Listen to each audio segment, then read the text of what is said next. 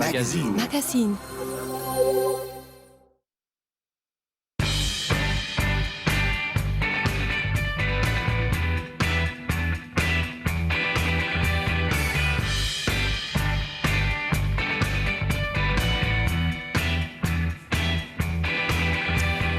Bonsoir à tous, bienvenue dans la Grande Librairie. Merci de votre fidélité. Ce soir, c'est la dernière émission de l'année. Nous nous retrouverons bien sûr en septembre pour la rentrée littéraire. Je vous propose une émission qui va vous faire plaisir. Nous sommes ensemble pour 1h30 en direct et en public depuis une librairie, la librairie de Citre à Lyon, que vous découvrez sur ces images. Et nous allons répondre à cette question capitale alors que l'été se profile, enfin, il faut espérer.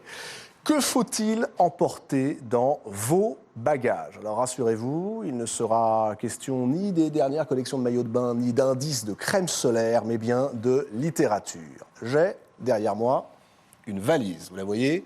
Cette valise, eh bien, nous allons la remplir de livres et pour m'y aider, voici une troupe de lecteurs joyeux et gourmands. Je vous demande d'accueillir les 5 écrivains qui vont nous accompagner pendant cette émission. Voici Jean Telet, Agnès de Sarthe, Sylvain Tesson, Marie-Hélène Lafont, Éric-Emmanuel Schmitt, je vous en prie.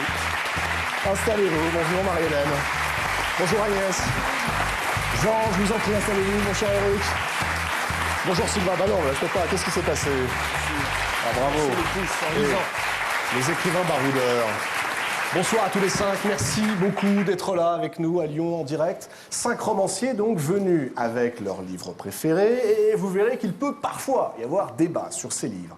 5 romanciers, mais aussi, et c'est capital dans cette émission, 5 libraires qui prendront la parole tout à l'heure en deuxième partie d'émission pour vous donner leur coup de cœur de la saison. Et les voici, ces libraires. Il s'agit de Maya Flandin, de la librairie Vivement Dimanche à Lyon, Lily Zanini, de la librairie du Théâtre à Bourg-en-Bresse, Michel Edo, de la librairie Luciole, à Vienne, dans l'Isère, Claude Brion, la librairie Les Vences, à Vendôme, dans ce petit village de l'Ardèche, 2600 habitants, Les Vences, et puis Guillaume de Citre, le patron de la librairie de Citre.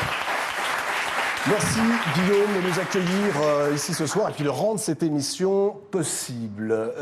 Vont nous rejoindre également, ou plus exactement, nous irons nous rejoindre tout à l'heure, des journalistes, oui, il en faut quand même quelques-uns de temps en temps, 4 critiques littéraires qui nous donneront eux aussi leurs conseils de lecture. Ce sera dans la deuxième partie de l'émission. Éric-Emmanuel Schmitt, bonsoir. Bonsoir. Alors vous êtes le régional de l'Étape, vous? Ouais. Hein, né ici, à côté, à Sainte-Foy-les-Lyons, c'est ça? Tout près d'ici, dramaturge, Éric-Emmanuel Schmitt, traduit dans plus de 40 langues. Chaque soir, rendez-vous compte, une des pièces d'Éric-Emmanuel Schmitt est jouée quelque part dans le monde. Ça m'a toujours fasciné, ça.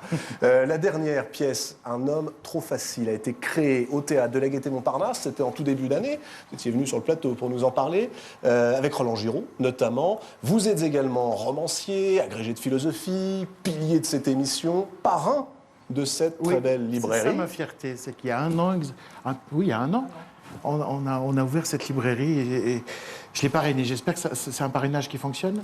Ça marche bien, Guillaume, de Visiblement, ça se passe ça très marche, bien. oui, ça a l'air, oui. Et alors, vous venez d'être reçu, non pas à l'Académie française, mais à l'Académie royale de Belgique. Oui. Quel fauteuil? Le fauteuil numéro 33, c'est un fauteuil qui est absolument magnifique parce qu'il a été inauguré par Anna de Noailles, ensuite c'était Colette, ensuite c'était Cocteau.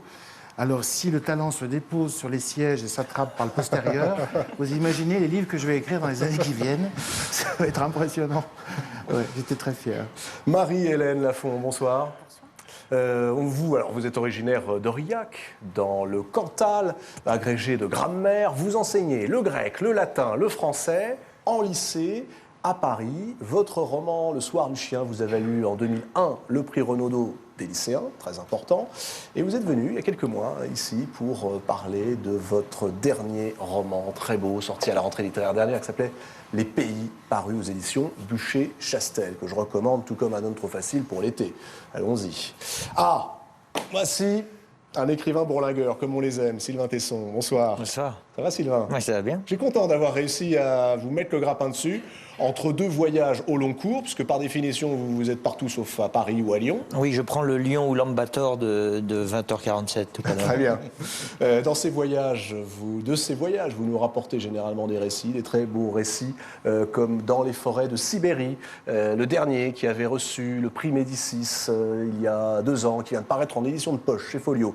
Et puis vous co-signez avec le photographe Thomas Gouasque ce livre aux éditions Albin Michel, D'ombre et de poussière, qui raconte le quotidien des soldats français en Afghanistan, ces soldats qui se trouvent sur place à quelques milliers de kilomètres d'ici. Jean Tollet, bonsoir. Bonsoir. Alors si je ne me trompe pas, mon cher Jean, le gamin que vous fûtes en Bretagne il y a quelques années a commencé par le dessin avant de s'illustrer à la télévision et puis ensuite dans le roman. On se souvient évidemment du Montespan ou encore de Charlie Nine.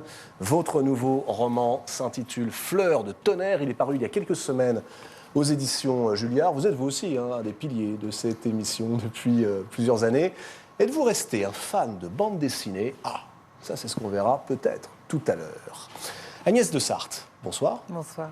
Agnès de Sarthe, auteure d'une trentaine de livres pour la jeunesse, 9 romans, dont une partie de chasse. Vous étiez venu, vous aussi, nous en parler dans la grande librairie.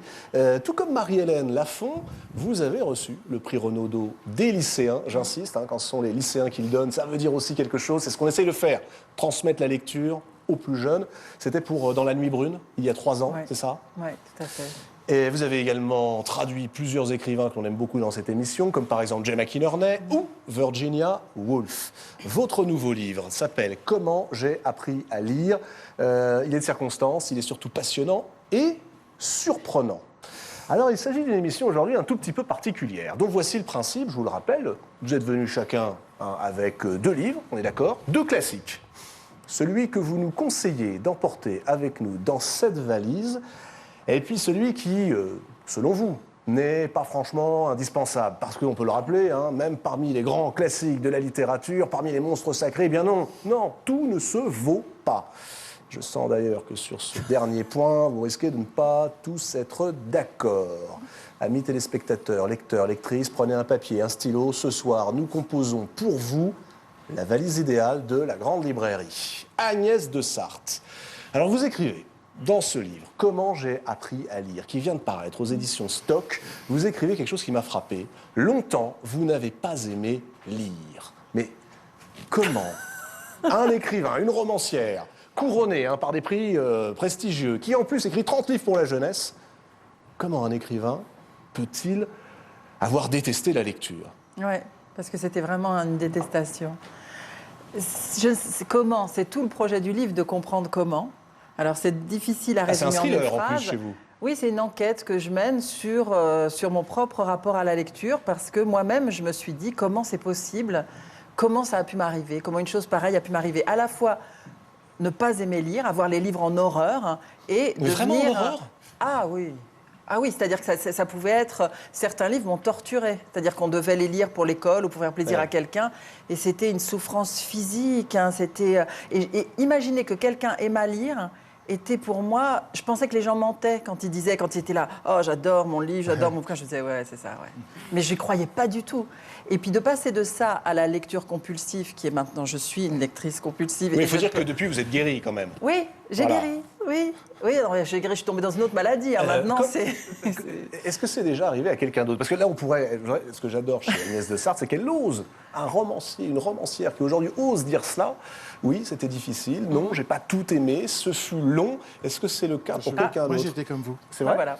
Oui, parce que c'était affectif. C'est-à-dire qu'en fait, j'avais appris à lire dans les bras de ma sœur qui me lisait des bandes dessinées, des Tintins, etc. Et un jour, elle s'est trompée en lisant le Lotus Bleu et j'ai corrigé. Je lui ai dit non, c'est pas ça qu'il y a dans la bulle, c'est ça. Et donc, elle me dit, mais tu sais lire? Parce que je ne savais pas que je savais lire. Et elle m'a rejeté sur la moquette, comme ça. Elle m'a repoussé, elle me dit, c'est fini. Je ne te lirai jamais plus rien. Et donc, pendant des années, j'ai refusé de lire parce que c'était la lecture, c'était la solitude. J'acceptais pas cette solitude. Et il a fallu finalement un degré supplémentaire de solitude. C'est-à-dire qu'il a fallu qu'on déménage un jour, que je perde tous mes copains, toutes mes copines, pour, dans une grande maison vide, me diriger vers un livre. C'était Les Trois Mousquetaires. Et à partir de là, j'ai plongé. Intéressant ça. On ne dit rien, on ne dit rien. Mais vous, Agnès de Sarthe, qu'est-ce qui s'est passé? Quel fut le déclic pour justement tout à coup vous dire bon ben voilà, bien ceux qui pensent que la lecture c'est snob, et puis il y a cette passion. Le déclic, ça a été étonnamment un professeur. C'est-à-dire qu'on peut penser, on n'aime pas lire, l'école nous oblige à lire, etc. Et bizarrement, c'est un professeur en classe de Cagnes. Quand même, j'ai dû attendre jusqu'à 17 ans pour découvrir la lecture, c'est long. Mais c'est un professeur, Marianne Barberis, que j'ai eu en Cagnes au lycée Fénelon, qui m'a guéri. Et elle m'a plus que guéri, elle m'a passé un autre virus. Et donc, j'ai trouvé ça assez... je trouvais que c'était un exemple... Enfin, comment dire? Je trouvais que c'était une bonne chose, finalement, d'oser dire ça aussi. D'oser dire que, eh ben oui, c'est un professeur qui m'a donné le goût de la lecture, finalement, alors qu'on pourrait penser que c'est le contraire. Est-ce que j'ai raison si je résume en disant, oui, on peut très bien devenir un très grand lecteur, une très grande lectrice, en ayant très mal commencé avec la lecture. Et deuxièmement, oui, les profs, comme les libraires, sont redoutablement importants pour nous transmettre ce virus. C'est ça? Ah oui, ça peut être décisif. Comment j'ai appris à lire cette édition stock? Il y a énormément de choses dedans, parce que c'est très drôle aussi. Il y a votre père qui tente des stratagèmes, vos amis également qui s'y mettent. Je le mets tout de suite dans la valise, celui-là. Alors, justement, tiens, on va commencer avec vous, Marie-Hélène Lafont. Quel est le livre que tout le monde devrait lire pour vous, là, tout de suite, après l'émission si possible, celui qui est au sommet de votre panthéon littéraire? Alors, c'est un livre qui n'alourdira pas beaucoup la valise. Ah, c'est déjà un bon point. C'est Un cœur simple de Gustave Flaubert. Un cœur simple de Flaubert. Mais alors, souvent, quand on parle de Flaubert, c'est Madame Bovary, c'est Salammbô. Allez, l'éducation sentimentale. Non, c'est un conte, un des 3 contes. Pourquoi?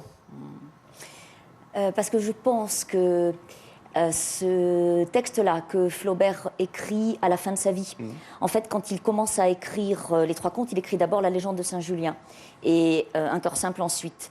Et quand il commence à écrire les 3 contes, il n'en peut plus de Bouvard et Pécuchet. Il est dans l'indigestion de Bouvard et Pécuchet, il ne peut plus les supporter, il ne s'en sort plus avec Bouvard et Pécuchet. Donc il se dit, je vais aller du côté d'une petite fantaisie. Voilà, bon, c'est une petite fantaisie. Donc il commence par La légende de Saint-Julien, et ensuite il se met à raconter l'histoire de cette servante. Il la rumine depuis 20 ans. Alors, il faut peut-être la raconter, enfin, en 2 mots, l'histoire de cette servante, parce que ça n'a rien à voir justement avec le Flaubert qui nous raconte Salammbô du côté de Carthage, ou alors qui va dans La légende de Saint-Julien, là aussi, utiliser le passé avec parfois des choses qui peuvent... être un peu difficile à suivre, non? Oui, puis avec des petits arrangements. Oui, aussi. Oui, voilà.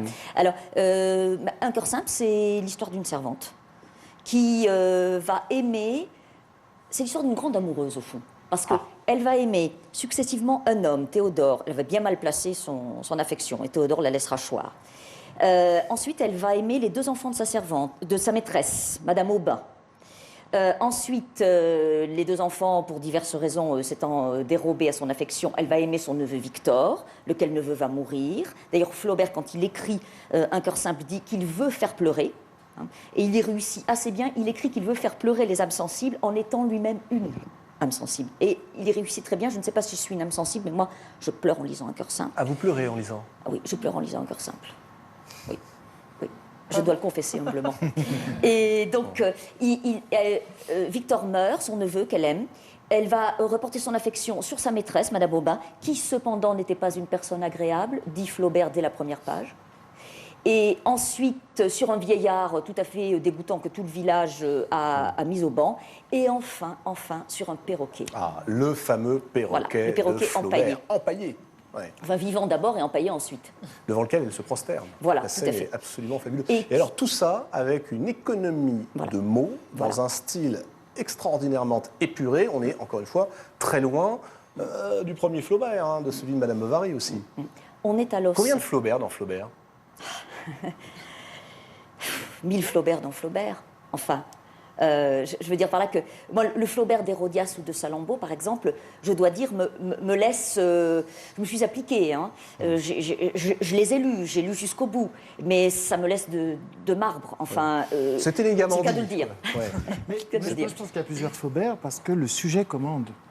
Et quand le sujet appelle à la simplicité, Flaubert, c'est pur. Quand il part à Carthage, forcément, ça devient... Vous croyez à ça? Vous croyez que c'est le sujet qui moi, je crois commande que je crois comme en qui commande peinture, le l'écriture sujet commande. Et le sujet commande l'écriture. D'ailleurs, dans sa correspondance, il dit qu'il avait commencé avec beaucoup de descriptions dans l'histoire de Félicité, justement. Elle s'appelle Félicité. Hein.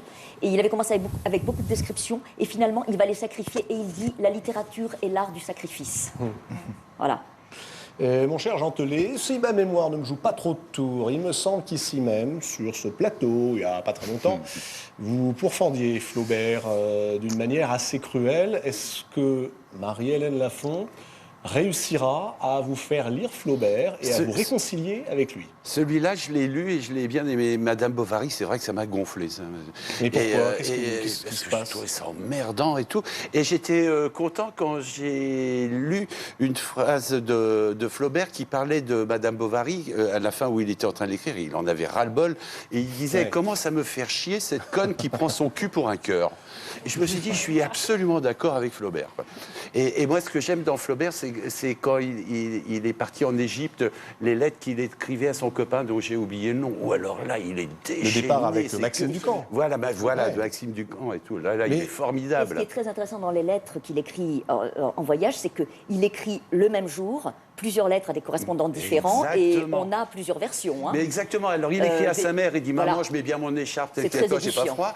Il écrit à un moment un truc genre littéraire, oh là, les belles pyramides, et il écrit à Maxime en disant « J'ai rencontré une salope » et tout, et puis il raconte comment il la baise et tout, et le même jour. Hein. Oui. Et on voit 3 styles différents, c'est formidable. Mais alors, attendez, ça veut dire qu'il y a quand même ce Flaubert-là, celui de sa correspondance. Il est formidable, celui-là. Et aussi les brouillons qu'il a écrits pour Madame Bovary. Et moi, je dis que c'est les brouillons qu'il aurait dû publier. Parce que là, il se lâche et tout. À la fin, quand Madame Bovary meurt, et elle a un crucifix dans la main et tout, et puis dans les brouillons. Et la main monte, la main descend, la main monte, la main descend. On dit qu'elle est en train de branler le Christ. C'est formidable. Et je me dis, mais pourquoi il n'a pas publié ça? Parce qu'autrement, la dernière version, à force d'effacer, je trouve que c'est embêtant, quoi. Non, moi je pense que à force d'effacer, il tend sa langue. Hein, la phrase de Flaubert a le maximum d'efficacité avec le minimum de moyens. Elle est, pardonnez-moi pour poursuivre sur la piste de votre métaphore, la phrase de Flaubert est bien bandée. C'est bien ça. Voilà, Flaubert bien bandé. Il y a une chose étonnante dans le livre d'Agnès de Sarthe que vous confessez, c'est sur Madame Bovary aussi. C'est-à-dire que vous racontez, vous allez faire beaucoup mieux que moi, que la première lecture, la première rencontre avec Flaubert, c'est un échec, mais alors total. Et ensuite, c'est anormal, c'est ça? Anormal? Non, c'est toujours avec ce professeur, c'est en Cannes que je retourne. Donc ma des veste, années ma plus cape, tard. tous mes habits, ouais. Qu'est-ce qui s'est passé? Vous êtes devenue Emma Bovary entre-temps? Pas du tout, ça n'avait rien à voir avec Emma. Je partageais le sentiment de Flaubert sur son cœur et son cul. Mais quand je l'ai lu la première fois, j'avais 14 ans et demi. Et j'ai plongé dans un ennui gluant, enfin quelque chose qui me collait à la peau, quoi. Et alors qu'à l'époque, je me souviens que c'est drôle, vous parlez d'un cœur simple, je détestais lire et Un cœur simple était un des seuls livres que j'avais aimé. Et je l'avais aimé avec une passion, une dévotion, c'était incroyable. Et je me disais, c'est pas possible que ce soit le même type. Hein. Oui. Mais Madame Bovary, c'était pas possible pour moi à 14 ans et demi. Et puis à 17 ans, je la retrouve, Emma, elle est au programme de Normal Sup et je me dis, je ne vais pas passer un an avec cette salope qui prenait son cul pour... Avec son cœur pour son cul, enfin bon, vous voyez le genre. Et ouais, j'étais comme pas ça. Pas cœur pour cul, c'est le contraire, cul voilà. pour cœur. Et ben si, j'ai passé une année avec elle et ça a été la révélation. Et donc c'est étrange parce que c'est le livre sur lequel le déclic a eu lieu. C'est-à-dire que c'est à partir de cette relecture de Madame Bovary, une relecture passionnée et passionnante, que je suis devenue lectrice. Mais Madame Bovary, mais Charles alors? Mais bien sûr, mais moi j'aime Madame Bovary, moins pour Madame Bovary. Ah si. J'aime les hommes de Madame Bovary. Voilà. Mais oui. Qu'est devenu le perroquet? Le fameux perroquet empaillé dont Julian Barnes a fait un livre formidable. Vous savez, le perroquet de Flaubert, qu'est-ce qu'il est devenu, ce perroquet? Alors, quand Flaubert écrit, donc, quand il écrit Un cœur simple, pardon, il va chercher un perroquet à Rouen et il l'installe sur sa table. Et il vit avec le perroquet pour se remplir de l'idée de perroquet, écrit-il. Voyez, hein. Donc ensuite, je suppose qu'il a dû le restituer. J'avoue que j'ai pas suivi les traces du perroquet. Enfin, il finit quand même sur le reposoir. Hein. Ouais. Ah oui. Il finit sur le reposoir de la fête Dieu. Hein. En fait, écrivain réaliste, hein, finalement. En tout cas, écrivain obsédé. Allez, un Voilà. cœur simple. Le Oui. premier des classiques est 60 pages. Tout ça en une soixantaine de pages. Oui. Ça n'alourdira pas beaucoup la valise, je le pose tout de suite. Un cœur simple. Alors, tiens, Sylvain Tesson, je n'ai pas encore entendu. Quel est, vous, l'écrivain voyageur, le livre qui vous accompagne dans votre sac de voyage, un peu partout, sur le toit du monde, dans les déserts? C'est pas un livre très, très lourd non plus, et en plus c'est un livre d'aphorisme. Alors l'aphorisme, c'est un genre qui convient bien aux voyageurs. C'est une petite phrase qu'on attrape, qu'on saisit, qu'on précipite. Et alors c'est un classique américain qui s'appelle Ambrose Bierce. C'était un contemporain de Mark Twain. Un tout petit mot sur le personnage, parce que c'est un type qui a une vie assez extraordinaire. Comme tous les écrivains américains, il a fait 36 métiers, il a été bûcheron, il a été militaire, il a été topographe. Et puis, au bout d'un moment, il s'est mis à écrire, il est devenu un grand pamphlétaire en Californie. Et Carlos Fuentes a fait un livre sur la fin de sa vie, parce que on pense que Ambrose Bierce a rejoint à 73 ans l'armée de Pancho Villa après la guerre civile mexicaine. Et il serait mort probablement en faisant une charge héroïque, en faisant le C'est ça coup qui de est génial, feu. c'est parce qu'on ne sait pas, en réalité, il disparaît. Il disparaît dans les sables du désert, en 1913, en passant la frontière mexicaine. Il disparaît bizarrement, on ne le retrouve pas. Et à la fin du 19e siècle, donc dans les années 1875-80, il se met en tête de faire une entreprise absolument colossale qui est d'écrire, et c'est là où je veux en venir, le dictionnaire du diable. C'est-à-dire une tentative, on parle beaucoup du dictionnaire avec les nouveaux mots qui rentrent aujourd'hui, le petit Robert, mais lui, il décide de faire son propre dictionnaire, mais avec une entreprise de retournement absolu de toutes les valeurs, de dynamite à la Nietzsche. Il prend son marteau. Mais en drôle. Mais en drôle. Et en compréhensible. Et en américain, donc en efficace. Et il prend son marteau, il casse tout, il dynamite l'autorité, il dynamite les concepts, il dynamite tout ce qui est poussiéreux, tout ce qui est faisandé, il dynamite l'imposture, il dynamite le mensonge. Et ça donne des... Est-ce que peut-être en lire un petit exemple? Qui connaît, qui est un fan de Bierce? Alors, vous allez voir, je vais attendez, essayer de vous donner Marie-Hélène l'envie. Je vais essayer de vous donner l'envie. Je vous en lis Oui. quelques-uns. Regarde, déboulonnage, par exemple, de l'autorité politicienne. Voilà, alors, conservateur. 2 points. Politicien qui affectionne les mots existants, à ne pas confondre avec le libéral qui souhaite les remplacer par d'autres. Dynamitage, par exemple, il parle du clergé. Prêtre, sa définition du prêtre, dans le dictionnaire du diable. Prêtre, homme qui prend en charge nos affaires spirituelles afin d'améliorer ses affaires temporelles. C'est pas mal, ça. L'armée, maintenant. Canon, 2 points. Instrument de rectification des frontières. Maintenant, il va parler des aborigènes. On est en pleine période ça, c'est coloniale. très bon. J'aime parce que beaucoup celui-là. on parle des aborigènes. Personne de moindre importance qui encombre les paysages d'un pays conquis nouvellement, mais rapidement, l'aborigène fertilise. Il cesse d'encombrer, il fertilise le sol. Alors attention, on est dans l'aphorisme. Donc l'aphorisme, forcément, parce que c'est de la pensée tranchante, parce que c'est coupant, bah, ça fait mal, ça fait saigner. Donc on est quand même dans le pessimisme absolu. Il y a un peu de Sioran, en moins hermétique, en moins carpato-hermétique. Il y a un peu de... Est-ce qu'il n'y a pas un peu de cynisme? Parce que de ce que vous nous avez lu, ça me surprend un peu de votre, mais ça me surprend de votre part quand même. Spécialement pour Eric Emmanuel Schmitt. Optimiste, adepte de la doctrine selon laquelle le noir est blanc. Voilà. Vous parliez du cynisme. Politesse, la plus acceptable des hypocrisies. C'est formidable. C'est-à-dire qu'il y a une tristesse qui coule de son cœur. Regardez, les félicitations. Félicitations, politesse de la jalousie. Alors on a envie d'applaudir. Seulement justement, Ambrose Bierce, parce qu'il dit applaudissements. écho d'une platitude. Bon, allez, n'en jetez plus, pas d'applaudissements Voilà. pour Ambrose Bierce. Le dictionnaire du diable, c'est publié en poche chez Rivage notamment, avec une bonne traduction et avec l'intégralité du texte. Allez, ça, faut l'emporter, effectivement. Agnès de Sarthe, vous nous avez dit tout à l'heure à quel point Flaubert comptait pour vous. On va revenir tout à l'heure sur votre coup de cœur. Mais est-ce qu'il y a un livre qui, par hasard, résiste à votre formidable capacité de résilience pour devenir une grande lectrice? Un classique qui vous tomberait des mains, ça existe? Ouais. Ah bon? Ouais. Lequel? C'est très très dur à avouer, ça c'est le plus dur. Hein. Parce que... bon allez, j'y vais. Allez-y. La Chartreuse de Parme. Oh non. Moi, ça y est, si, Oh je sais, non. c'est horrible. Oh non. non. mais en plus, j'ai tellement eu envie de le Quoi, la lire. Chartreuse de mais Parme je me suis Mais vous réservée n'aimez pour. pas Mais je me suis réservée pour ce livre pendant des années. Je me disais, et un jour, je lirai la Chartreuse de Parme et je découvrirai l'amour, le plus grand roman d'amour, parce que c'est ça qu'on m'avait dit. Et puis j'ai commencé. Et là, j'ai vu, alors, la bataille, le bah commandant machin, et j'étais là, oh non, mais c'est un livre pour garçons, ça, je n'y arriverai jamais. J'avais l'impression de voir les films de sous-marins, là, qui passaient quand j'étais petite, où il n'y avait aucune femme. Et je me disais, Mais attends, attendez, c'est vous pas ne pouvez vrai. pas dire ça, voyons. Il y a Mais la je sais que Sainte-Séverina, je peux pas le il y a dire, je sais. Clélia. Elle est formidable, Clélia. Mais je ne suis même pas arrivée à Clélia, je me suis arrêtée très vite. Tous ces soldats là sur leurs chevaux, moi je ne comprenais plus qui était qui. Je me suis dit alors quand est-ce que... Peut-être que ça dure 3 pages, hein. Je ne sais pas au bout de Non, combien de pages. ça ne dure pas 3 pages. Je reconnais Ah. que la bataille, ça ne dure pas 3 pages. C'est vrai. D'accord. Bon. C'est vrai. Il y avait beaucoup trop de soldats pour moi. Moi je voulais une histoire d'amour, j'étais prête pour ça. J'ai pas réussi. Bon, quelqu'un défendrait-il les quelques 600 pages dictées en 52 jours par Stendhal? Mais n'est-ce pas parce que vous l'avez trop désiré? Mais c'est ça aussi. Ah Peut-être. Et puis, ce qu'on annonce toujours comme des romans d'amour, c'est toujours des romans de l'échec amoureux.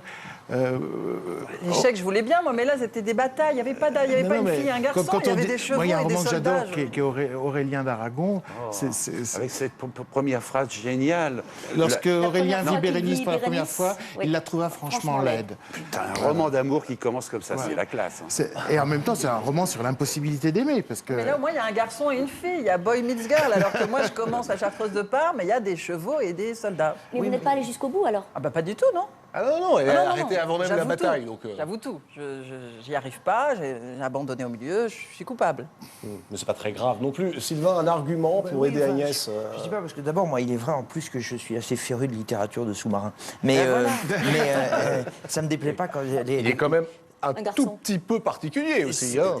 Non, mais ça me déplaît pas les grandes charges cavalières. Et il y a quand même il y a une phrase à un moment qui résume le projet stendhalien de traverser de la vie avec cette espèce de légèreté, de dentelle et en même temps de guerroiement. C'est le moment où il dit, moi, mon plus grand plaisir est de vivre avec certains apports de la civilisation, mais tout en étant entouré par le danger. Je cite de mémoire, mais moi je trouve que c'est un projet absolument extraordinaire que d'être comme ça de temps en temps dans des espèces de volupté absolue, tout en sachant que les balles sifflent autour de soi. Ouais. J'aime assez ce projet-là. Est-ce que vous êtes convaincu? Non, ça n'a pas l'air. Non, mais c'est bien pour lui. Pour quelqu'un qui aime la littérature de sous-marin, comme il l'a avoué, c'est très bien. Mais pour moi, peut-être pas encore. Mais je recommencerai. Hein. Je vais m'y remettre. Je vais avoir du mal à la pas le bataille. glisser. Ah, j'ose pas faire ça. Je me dis Est-ce qu'on a si le elle y droit, est- Bien sûr qu'on a le Marie-Hélène? droit. On peut, quand on est En même temps, lecteur, je me on dis, peut il a sauter une voulu scène. Bien cette sûr, bien sûr. bataille. Il a voulu cette Même bataille. dans vos livres Je sais pas. Oui, notamment. Voilà, La Chartreuse de Parme, de Stendhal, je ne suis pas sûr que ce soit sauvé. C'est à vous de faire votre choix. Voilà. Vous prenez pas. Il n'y a pas que ceux qui aiment la littérature de sous-marin qui peuvent se Mais moi, je vais lancer le dans prendre les... cet été. Je vais Vous le prendre. prenez Je vais le lire cet Bah, été. vous le mettez, alors, tiens. Allez. Allez, c'est pour vous. Tiens, Jean Telet, vous me parliez d'Aurélien d'Aragon. Est-ce que c'est vraiment Aurélien, votre grand coup de Non, cœur? c'est le roman inachevé d'Aragon. C'est un chef-d'œuvre total, ça. Plus encore qu'Aurélien? Ah oui, oh là là, c'est une boîte à merveilles. Et tout ce que, par exemple, des gens comme Ferré ont adapté d'Aragon en chanson, pratiquement tout se trouve là-dedans. C'est absolument extraordinaire. C'est un chef-d'œuvre. Et alors moi, j'ai une histoire, même 2 histoires avec Aragon. C'est que quand j'avais une vingtaine d'années, avant de commencer à faire de la bande dessinée, je travaillais pour un petit journal local. Et quand Jacques Duclos meurt, on me demande d'aller faire des photos. Jacques Duclos, c'était le secrétaire général du Parti communiste. Tout ça. Je vais dans le cortège, je fais des photos et tout. Et à un moment, je vois un petit bonhomme blanc qui sort du cortège comme un grain de beauté. Je le regarde, je fais merde, Aragon. Et tout d'un coup, je quitte le cortège et je vais devant lui. Et puis j'avais l'appareil photo, je lui demande si je peux faire une photo. Et il me fait signe que oui et tout. Et il cherchait un taxi. Et tous les chauffeurs de taxi qui passaient lui disaient qu'ils étaient occupés. Et Aragon, à un moment, revient vers moi et dit une phrase juste pour moi. Il me dit même les taxis ne sont pas libres. C'est pas une phrase historique, mais merde, Aragon me disait une phrase pour moi. Et j'ai apporté un truc parce que du coup, il a descendu pour prendre le métro et moi, je l'ai photographié en train de prendre le métro. Oh, c'est excellent, c'est exceptionnel, ça. Et c'est Aragon qui On peut la voir. qui descend Ouais, bougez pas, ouais. et qui prend le métro. Et c'est la dernière fois que je l'ai vu et tout. Alors, après Mais ça... alors, attendez, pourquoi ce livre-ci en particulier, le roman inachevé, qui date donc de 1956, qui est une année particulière, c'est l'année du rapport Khrouchtchev, Ouais. de début de la déstalinisation, c'est aussi l'année, mais de l'écrasement de l'insurrection de Budapest. C'est aussi la seule, à ma connaissance, mais vous allez peut-être me détromper, la seule autobiographie rimée en vers, de bout en bout. Ouais. C'est un tour de force littéraire, c'est-à-dire qu'il rime sa vie, Aragon. Mais oui, Et qu'est-ce qui vous touche dans le livre ? Là-dedans, on trouve des textes comme Est-ce ainsi que les hommes vivent, le truc aussi, toi jeune homme, dont j'ai vu le cœur battre à nu, quand j'ai déchiré ta chemise, tu n'en reviendras pas, des choses comme ça. C'est une boîte à merveilles, c'est vraiment, vraiment incroyable. Et pourquoi le roman inachevé ? Parce que il emploie le mot roman comme on l'employait au Moyen-Âge, c'est-à-dire qu'en fait, c'est poésie, quoi. En fait, c'est le poème inachevé, vu que ça racontait sa vie, puis que sa vie n'était pas terminée, et voilà, quoi. Est-ce que tout le monde partage cette fascination pour Aragon ? Il faut peut-être dissocier aussi parfois le personnage de ce qu'il écrit. Oui, mais pardon, mais en tout cas, et en même temps, ceci, c'est pas la très grave confession. parce que moi, je vois les trois poètes que j'aime le plus, Rimbaud, Verlaine, Villon, c'était trois sales types. Hein. Et ça n'a rien à voir, les qualités humaines et puis le talent. J'ai une autre histoire avec Aragon, c'est que quand j'étais revenu, je dis à mon père, j'ai vu Aragon. Et mon père, il me dit, moi aussi, mais j'ai vu surtout son cul. Je lui fais, comment ça, t'as vu Aragon ? Et il m'explique que mon père, en 56, justement, il travaillait à l'Humanité comme menuisier. Et que Aragon était rédacteur en chef d'un journal, d'un magazine qui devait s'appeler les Nouvelles Littéraires, ou un truc comme ça, communiste. Et il avait une chaise, Aragon, sur laquelle, une chaise fétiche, il voulait toujours écrire. Et sa chaise souvent se déboîtait. Alors il appelait mon père à l'atelier pour qu'il répare la chaise. Mon père lui disait, je ferai quand vous aurez fini de travailler. Il dit, non, il faut le faire maintenant et tout. Et alors mon père arrivait, était sous la chaise d'Aragon avec des bouts de fil de fer en train de réparer la chaise d'Aragon pendant qu'il écrivait. C'était en 56. Et alors après, je disais à mon père, mais quand tu te levais, est-ce que tu as vu ce qu'il était en train d'écrire ? Il me dit, non, j'ai pas regardé, ça aurait été mal poli. Je lui dis, mais putain, si ça se trouve, il est en train d'écrire Est-ce ainsi que les hommes vivent et tout. Et moi, j'aime bien me dire que je suis le fils du menuisier qui réparait la chaise d'Aragon pendant qu'il écrivait ce chef-d'œuvre, quoi. Le chef-d'œuvre d'Aragon, le roman inachevé, que vous trouvez évidemment en poche, notamment chez Folio.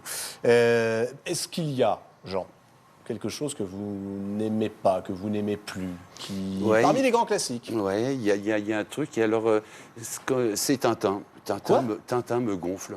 Il m'a toujours gonflé. Jean. Ah, Tintin. Et quand j'étais dessinateur. Et Agnès qui applaudit à côté. C'est bien. Mais pourquoi ? Mais alors attendez, racontez-nous pourquoi.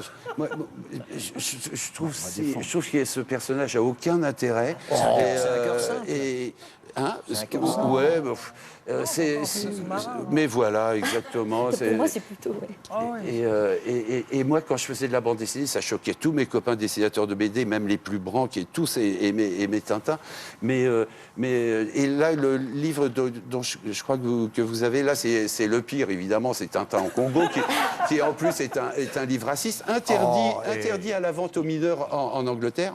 Et je réclame pas que ça soit interdit en France. Ouais, jusqu'où est-ce qu'il faut aller ? Bon, bien sûr, mais attendez, est-ce que c'est pas le produit de l'époque aussi ? C'est écrit en 1930. Alors ça a toujours été son excuse. Sauf qu'à l'époque, il y avait aussi des gens qui étaient contre l'esclavage, qu'on traite les Noirs comme ça et tout.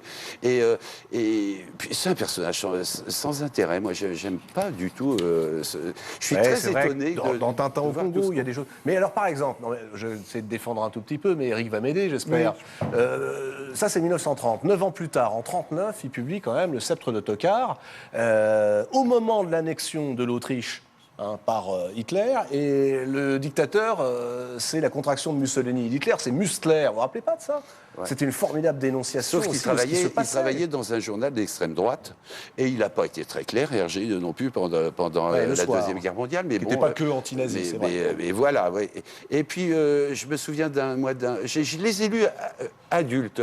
Enfant, je ne lisais pas Tintin. C'est peut-être pour ça. Je crois que les gens qui aiment beaucoup Tintin, c'est des gens comme Éric Emmanuel qui les ont lus jeunes. Et alors, du coup, ça a le goût du bonbon de l'enfance. Mais non, pas seulement. Moi, je les relis en découvrant quel scénariste c'était. C'est un raconteur d'histoire extraordinaire, avec une rapidité dans la narration. C'est un inventeur de personnages. Je veux dire, le capitaine Haddock, la Castafiore et tant d'autres. Et puis, il y a même un jeu... Ne dites pas le capitaine Haddock, parce qu'avec les bordées d'injures, quand on voit le capitaine Haddock, Tellier va vous dire qu'il est raciste. Oui, mais moi, j'ai appris ce qu'était un bachibouzouк, un anacorette, etc. Et pratiquement la grâce au seule femme capitaine qu'on Haddock. voit dans les albums, c'est une abrutie. La Castafiore? Oui. j'ai une Et petite puis moi, tendresse j'aime pour la pas. Castafiore, non J'ai des souvenirs de. Non, la Castafiore, c'est un vagin denté. Non, ce que je veux dire, c'est voilà. une femme... Je comprends que tu aimes Tintin. Non, mais c'est une femme castratrice. Vous êtes sûr, mais vous ça êtes, existe. vous êtes sûr, vous êtes en train de défendre Tintin, là. Mais c'est rare de présenter un personnage comme ça. C'est pas politiquement correct. Mais moi, par exemple, ce qui m'énervait aussi, c'est que quand il est dans je sais plus quel album, dans un souk, un truc comme ça, où les personnages le vous voient, lui, il tutoie le vendeur de tapis, ça me gonfle aussi. Il y a, je crois que c'est dans L'Oreille cassée, où à un moment, il y a une petite statuette qu'il essaye de vendre, et évidemment, l'acheteur, c'est un juif, il a un gros nez crochu, il se frotte les mains comme ça. Ça rappelle des affiches qui n'étaient pas terribles pendant la guerre. Et puis surtout, c'est assez gaspillé. Si tu te mets à lire la littérature du passé avec l'œil d'aujourd'hui, alors il faut tout changer, il faut tout C'est un peu amputer. vrai aussi, bien sûr. Non, puis en plus, c'est On juste va pas mon tomber goût. dans le politiquement correct et réviser des classiques. Là, on retourne aux États-unis. Là. Ouais. Ça, c'est le Lyonnais qui maintenant vit en Belgique, membre de l'Académie Bah oui. royale de Belgique. Bah oui, défend et Hergé le Belge. Mais en même temps, vous n'avez pas tort. Vous êtes un petit peu Tintin reporter aussi. Oui, et puis je sais pas, moi je ne me viendrai jamais à l'idée de faire avec d'avoir à l'égard d'Aragon les préventions que vous pouvez avoir et que je partage d'ailleurs beaucoup à l'égard d'Hergé. Enfin, Non, c'est mais vrai qu'il faut quand même distinguer. Et puis, moi je suis d'accord qu'il y a cette espèce d'extraordinaire séquençage cinématographique, esthétique qu'il a inventé. Et puis d'ailleurs, on pourrait presque dire qu'au fond, si on fait une lecture d'ordre sociopolitique de Tintin, ben, il faut quand même mieux que quelqu'un vienne à récipicence, ce qui a été le cas d'Hergé, qui a quand même évolué, qui après, dans ses albums pour le Tibet, dans les albums sur les Picaros, s'est engagé pour les révolutionnaires d'Amérique du Sud, les combats sandinistes et tout ça, et puis qui est allé, au fond, vers une pensée qui était beaucoup moins crispée que celle qu'il a commencée. C'est aussi un parcours, d'un homme c'est aussi une c'est ça trajectoire, et Ouais. c'est un amendement dans vrai. cette trajectoire. C'est vrai. Et c'est vrai que moi, vers 12-13 ans, apparaissaient les premiers albums de Philémon, de Fred. Ah, J'adore. c'est extraordinaire aussi, hein. Autrement plus extraordinaire. J'ai lu hier le dernier extraordinaire, Le train où vont les choses, son dernier album de Philémon. C'est un chef-d'œuvre total. C'est marrant parce que tout le monde, tous de grands lecteurs de littérature, de très bons écrivains contemporains, tout ce qu'on fait, c'est un penchant pour la bande dessinée. Vous, c'était Gottlieb, racontez-vous, les Ah, c'est rubriques vrai, à bras. Gottlieb, Ouais, magnifique. rubrique à braque, mais tout pilote en fait. Tout Parce pilote, qu'il y c'est avait ça, Gottlieb, ouais. il y avait tout L'humour de pilote Goscinny, Franquin, de Gottlieb, Mais c'est ça, moi, de qui me manque chez Franquin. Tintin, c'est l'humour. Je trouve qu'il n'y a pas d'humour. oui. c'est pas Par rapport à drôle, Franquin, Puisque nous en sommes à la confession, moi, je dois confesser qu'en matière de bande dessinée, moi, je n'entre pas dans la bande dessinée. Je n'entre pas, je ne peux pas lire de bande dessinée. Mais pourquoi? Qu'est-ce qui vous empêche Je crois d'accrocher je crois que le rapport texte-image, c'est pas pour moi. Est-ce que c'est de la littérature pour vous ou pas? Ça peut être de la littérature. Il y a certainement des bandes dessinées qui sont de la littérature, probablement. Mais moi, je n'entre pas.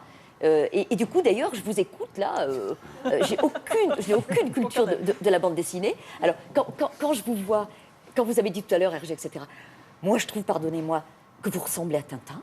Vous voyez, je vous dis, voilà.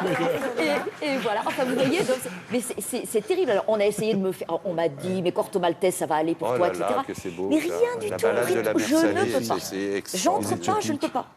Les Éthiopiques, c'est extraordinaire. Et ça paraissait dans Pif, hein, les premiers Corto Mais Maltese. est-ce que vous croyez vraiment que, par exemple, est-ce que Hugo Pratt aurait fait Corto Maltese s'il n'y avait pas eu avant Tintin? Oh, certainement, oui. J'en sais trop rien d'ailleurs, mais j'en sais trop rien. Mais il y a eu des chefs-d'œuvre comme Maus, des Voilà. choses Art comme ça. Spiegelman, C'est oui. extraordinaire, Voilà. Ça, oui. extraordinaire. Mais sinon, moi, j'ai une résistance psychanalytique à la bande dessinée. Psychanalytique. Je crois que ça doit être de ce côté-là. On va jeter un voile très pudique, si vous voulez bien, sur la résistance psychanalytique. Agnès de Sarthe, quel est le livre, cette fois-ci, que vous conseillez à tous nos téléspectateurs? Alors, mon choix, il a été porté, il faut bien le dire, par l'idée que c'était un classique. Oui. Et ça me faisait rire de prendre ce classique, c'est Les Trois Mousquetaires. Les Trois Mousquetaires Ah, ça, c'est curieux, d'Alexandre parce que- Dumas. Oui, allez-y. Et ce qui m'amusait dans ce choix, c'était que c'est un choix un peu dissonant. Parce que c'est quelqu'un qui est très contesté. Parce que c'est pas un auteur canonique, c'est pas du tout une écriture canonique, c'est du livre en costume, puisqu'il écrit au 19e, mais il parle de siècles précédents, avec ses arrangements, il traficote par-ci, il traficote par-là. Et puis aussi, il y avait une équipe qui travaillait avec lui. Alors, en plus, ce truc sur le fait qu'on l'a accusé de prendre des nègres, qu'on ne l'aimait pas parce qu'il était noir, alors nègre noir, toute cette espèce de truc louche autour de prétextes, en fait, de personnes qui lui en voulaient d'être ce feuilletoniste génial. Et en plus, le fait que ce soit un feuilleton, c'est-à-dire que pour moi, je me disais, tiens, il y a quelque chose de pop, sens populaire, comme la musique pop chez Alexandre Dumas.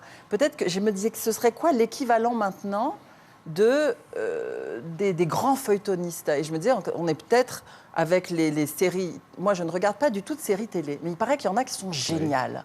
Et je me dis que peut-être ce sera une forme d'héritage de ce type-là, c'est-à-dire quelque chose qui pourra passer le temps parce qu'il y a une facture. Il y a une facture impeccable, il y a un goût de l'aventure. Et là, pour le coup, scénaristiquement, c'est absolument génial. Et donc, j'ai choisi ça aussi parce que ça m'a complètement emportée. Et je lisais ça dans un état d'enfance extraordinaire. Mais alors pourtant, pardon, bon, quand Éric et Emmanuel nous dit Les Trois Mousquetaires, Dumas, bon, je peux comprendre, c'est un garçon. C'est une lecture de garçon quand même, ce truc de caper d'épée. Moi, je vois bien, Éric en Aramis, moi. Merci, mais merci. Telé, ce serait plutôt une sorte de d'Artagnan, et Sylvain Tesson, une espèce de comte de l'affaire, comme ça, Athos. Non, mais ce qui est génial pour les filles, justement. Non, mais attendez, c'est très important ce que vous dites là, parce que dans toute la littérature est écrite majoritairement par des hommes. Donc on a beaucoup de portraits de femmes avec leur peau, leur sein, leur ceci, leur cela. Moi j'adore ça, j'adore regarder les femmes. Mais là, il nous décrit les hommes comme si c'était des femmes. Et sur les mains d'Aramis, on en a. Et sur les dents de d'Artagnan, et vas-y, et sa lèvre, ceci. Et donc, et moi, ça me fait c'est un roman sensuel que vous nous décrivez. Et c'est comme ça que vous avez appris, c'est finalement, rare, un écrivain mâle, et d'ailleurs femelle aussi, tout court, un écrivain qui fait des portraits d'hommes comme des portraits de femmes, c'est-à-dire où on a droit au corps, on a droit à la jambe, on a droit aux pieds, on a droit à tout chez Alexandre Dumas. Et moi, je suis très sensible à ça. Alors que la femme est très peu décrite. Milady, c'est une espèce de puissance vénéneuse. Mais oui, parce que c'est elle n'est pas décrite. Du mal. Alors, mais alors, attendez, parce que, quand même, il réussit un truc génial, parce qu'il y a 4 mousquetaires. Il y a les 3 mousquetaires, mais il y a les 3 femmes. Il y a Constance Bonacieux, qui est quand même un petit peu gnangnan. Oui. Bon. Il y a Anne d'Autriche, la reine, adultère et très amoureuse. Et puis la vénéneuse Milady. 3 types de femmes très différentes. Laquelle vous plaît le plus? La plus méchante du monde, l'extraordinaire. Et puis on la tue, elle revient. Non, c'est un personnage d'une vigueur extraordinaire. Et il va très loin avec elle. Moi, les garces, elles ont toujours les plus beaux vêtements et les plus belles répliques. Il n'y a rien de mieux que les garces. Ah non, elle est magnifique. Moi une fois, j'avais écrit une pièce, mais on l'a jouée qu'en Belgique. C'était Les Trois Mousquetaires racontés du point de vue de Milady. Donc, la revanche. Voilà, la revanche, c'est elle. Et je montrais d'ailleurs ses aspects victimaires aussi, parce que Dumas, après, dans d'autres textes, montre que c'était plus complexe, le personnage de Milady, que dans Les Trois Mousquetaires. Et c'est un immense tragédien aussi, parce que la scène de l'exécution de Milady, c'est sans doute un des plus beaux morceaux de la littérature française. Extraordinaire. Et puis, en plus, ce qui est bien, c'est que en plus, ce qui est bien, c'est qu'une fois qu'on l'a fini, il y a 20 ans après. Oui.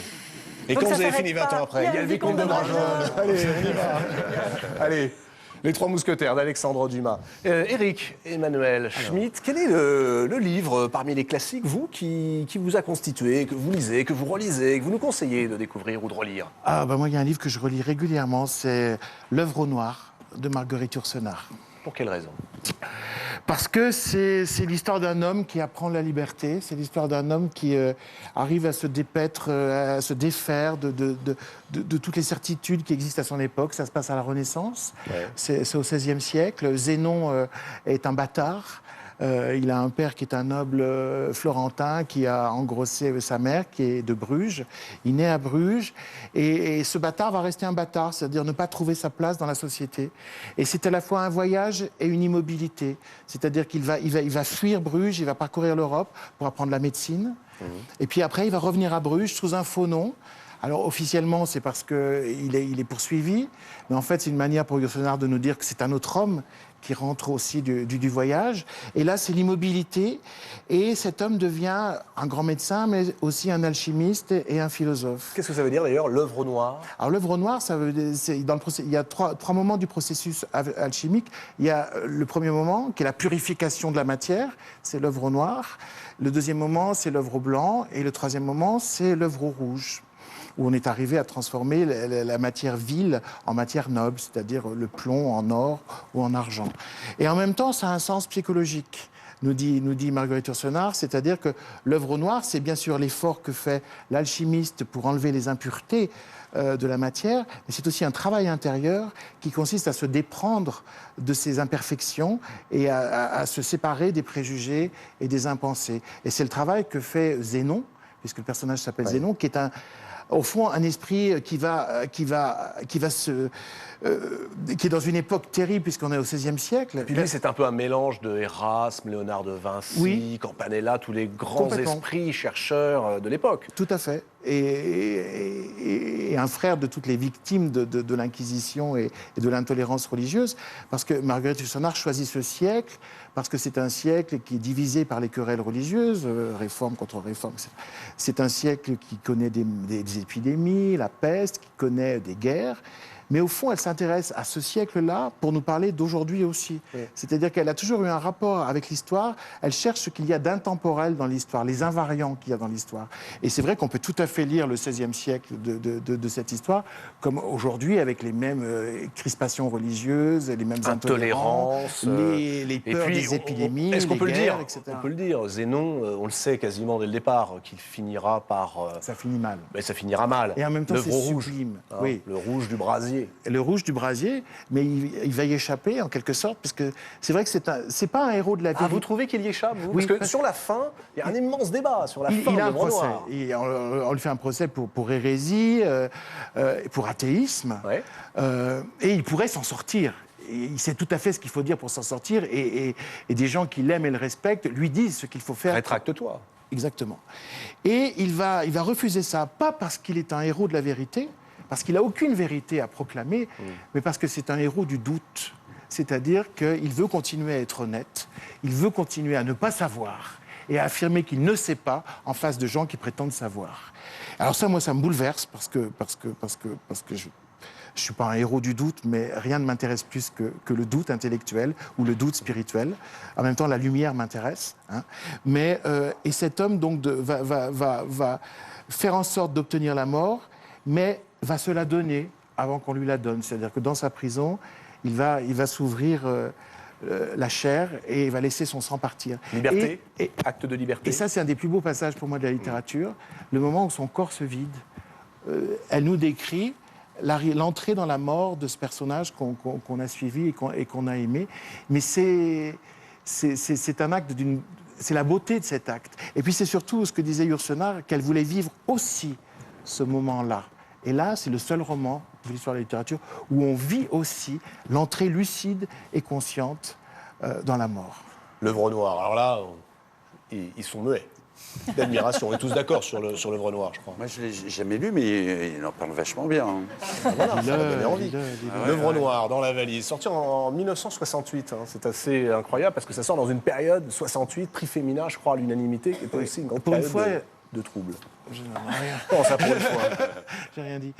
Marie-Hélène, vous enseignez le français, mais vous savez bien, vous qui enseignez les lettres, que tous les classiques ne se valent pas tous. C'est Pollan qui avait cette expression, les livres que c'est pas la peine. J'aime bien. C'est même pas la peine. À vos élèves, qu'est-ce que vous leur dites? Le livre que c'est pas la peine.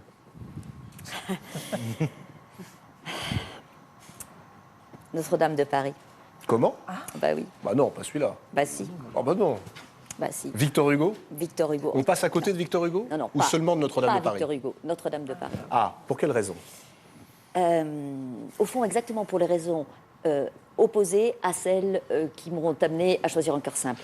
Tout à l'heure, j'ai dit, Gustave Flaubert écrit donc, la littérature c'est l'art du sacrifice. Alors justement, Victor Hugo, il n'a rien sacrifié du tout. À mon avis, il n'a pas assez sacrifié. C'est-à-dire qu'il y a trop de tout. Voilà. Il y a trop d'âme, trop de péripéties, trop de descriptions. D'ailleurs, on peut les sauter. Trop de mots. Trop de phrases. Ouais, Éric Emmanuel Schmitt est en train de se décomposer en vous écoutant. Et alors, justement, écoutons. Alors, écoutez. Donc, je dirais quand même à la décharge de Victor Hugo, si je puis dire, que c'est un livre de jeunesse quasiment. Il l'a écrit promptement et c'est un livre de jeunesse. On lui commande. Et puis en plus, c'est une commande. C'est l'éditeur qui lui commande parce que ça marche, les bouquins Voilà, au Moyen-Âge, très- Walter Scott et tout. Il a 26 ans. Il est extrêmement à la mode, etc. Je trouve que c'est un livre quand même, pardonnez-moi, mais je trouve que c'est un livre d'un clinquant insupportable. Justement, vous voyez, quand il est question d'émotions, de grands moments dans Notre-Dame de Paris, on répand des torrents de larmes. Des torrents de larmes, hein. Quand même, hein. Bon, et alors justement, un cœur simple, Gustave Flaubert. J'ai dit tout à l'heure, Félicité a des amours successives. Elle perd son neveu Victor, il meurt. Hein. Et voilà ce qu'écrit Flaubert quand Victor meurt. Hein. Félicité, elle doit finir sa lessive. La lessive est au bord de la Touques, la rivière, elle doit la finir. Hein. Elle jeta sur la berge un tas de chemises. Elle retroussa ses manches, prit son battoir, et les coups forts qu'elle donnait s'entendaient dans les autres jardins à côté. Les prairies étaient vides, le vent agitait la rivière. Au fond, de grandes herbes s'y penchaient comme des chevelures de noyers flottant dans l'eau. Elle retenait sa douleur et jusqu'au soir fut très brave. Mais dans sa chambre, elle s'y abandonna, à plat ventre sur son matelas, le visage dans l'oreiller et les 2 poings contre les tempes. Point. Pas mal. Pas mal, pas mal. Évidemment, Victor Hugo, c'est un peu plus massif. Ouais, un peu plus d'adjectifs, un peu plus d'adverbes. Trop de mots. Trop de mots. On peut pas faire un roman sur une cathédrale gothique dans le style roman. Je veux dire, au sens... J'entends. Voilà. C'est-à-dire, on va pas travailler dans les purs si on doit... Moi, ce que j'aime dans Notre-Dame de Paris, c'est justement que c'est excessif, que c'est hyper décoré. Enfin, regardez Notre-Dame. C'est une gargouille en permanence et il faut tout ça. En plus, c'est un roman à la fois qui évoque le gothique et qui est un roman romantique. S'il n'y avait pas cet excès, ça serait raté. Moi, je dis toujours, le sujet commande. Là, Notre-Dame de Paris, le sujet commande, comme Salammbô commande à Flaubert d'en faire trop. Oui. C'est normal. Quand il a... Cela dit, quand Flaubert en fait trop, à mon avis, en vertu de ce que j'ai dit ci-dessus, eh bien, il a plus de puissance. Il a plus de puissance, même quand il en fait trop. Parce que, encore une fois, moi, Salammbô, j'ai du mal. Hein. Oui, mais enfin, les fulgurances de Flaubert ne sont pas du niveau des fulgurances du Hugo. Parce qu'il y a un penseur aussi derrière, chez Hugo. Enfin, il faut peut-être qu'il vieillisse un peu, le penseur. Hein. Il arrive aussi après 1830, la monarchie de Mais ne lui cherchez pas des après excuses, 1848, il va très bien. Après 1852. Il a tout traversé. Sylvain Tesson, vous qui Heureusement que c'est l'avez... de mauvais goût et que c'est trop, vraiment ça serait raté. Ah, défense du mauvais goût. Éloge du mauvais Mais goût. évidemment, moi je suis un fou de Diderot, alors vous pensez bien. Attendez, Diderot, c'est pas du mauvais goût. Ah si, il a rien à faire du bon goût. Il est débraillé quand il faut. Ah, voilà, c'est ça. Et il était Flaubert aussi, il est débraillé quand il faut. dans ses lettres, oui, tout Oui. à fait. Ouais. Mais Mais dans Madame Bovary le aussi, sujet commande. il est Bon, débraillé. alors, puisque vous avez la parole, vous, et que le sujet commande, mon cher Éric Emmanuel, est-ce qu'il y a un livre que vous n'arrivez pas à terminer, ou alors un classique qui vous tombe des mains? Si, moi j'ai terminé. J'aime pas dire du mal, hein, mais... Non, mais c'est pas dire du mal, c'est juste Mais si, montrer... j'ai rien dire du mal. Ne serait-ce qu'en lisant le début. Non, moi je disais, c'était juste montrer que voilà, il y a des choses qui nous plaisent moins, puis c'est pas bien grave. Oui. Le début de quoi? La jalousie de Rob Grillet. Ah oui, évidemment. Voilà. Ah oui, alors là, si vous sortez le lourd. Je sais pas. Je voulais le début. Oui. Maintenant, l'ombre du pilier, le pilier qui soutient l'angle sud-ouest du toit, divise en 2 parties égales l'angle correspondant de la terrasse. Cette terrasse est une large galerie couverte entourant la maison sur 3 de ses côtés. Comme sa largeur est la même dans la portion médiane et dans les branches latérales, le trait d'ombre projeté par le pilier arrive exactement au coin de la maison.